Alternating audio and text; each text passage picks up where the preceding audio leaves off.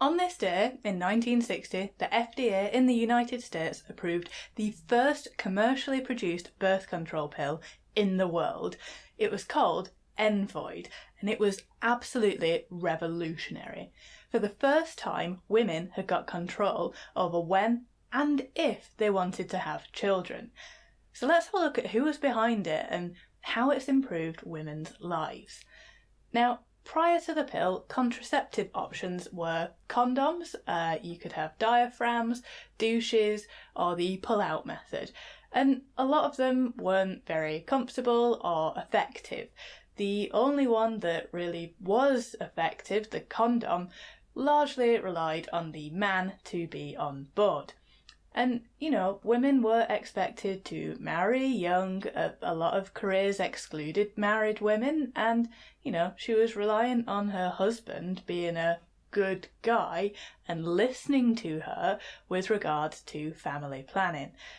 Also, bear in mind that in the UK, women were not allowed to open their own bank account until 1975.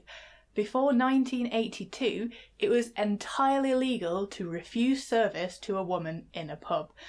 Folks go all misty-eyed and say marriages used to last. Yeah, 'cause women were fucking chained to them, man. Now, Margaret Sanger was honestly an absolute badass. Born in 1879, she was an American birth control activist. She grew up in poverty and her mum died at the age of 50 as a result of the physical toll of having gone through 11 pregnancies and births.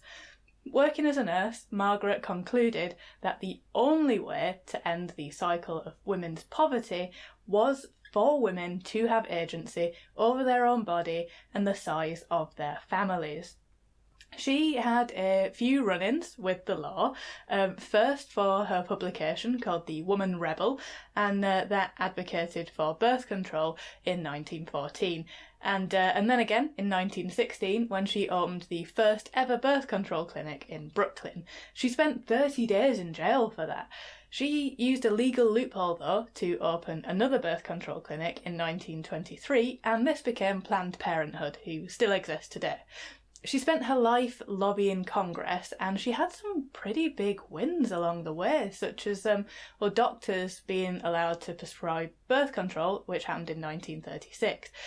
In 1951, with funding from Catherine McCormick, who was an heiress to an agricultural company, Sanger approached the researcher and doctor, Dr. Gregory Pincus, who to produce an oral contraceptive pill. The pill became available on the NHS in 1961, and in the early stages it was for women whom pregnancy would affect their health, and it was largely just given to married women who'd completed their families, because the government didn't want to be seen to be encouraging promiscuity. The Family Planning Act in 1967 made the pill accessible to more people, but it wasn't until 1974 that marriage as a status was removed from the equation. So, how has the pill helped women?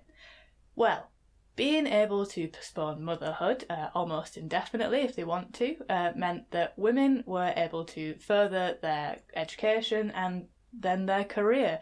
Couples didn't have to get married and move in together because a baby was on the way, so more people just started cohabiting. And this meant that you weren't tied to the guy that you were dating when you were 17 for the rest of your life. It made it easier to get out of bad relationships. In 1965, there were 31.6 maternal deaths per 100,000 live births in the US. That had been reduced by 60% in 2007.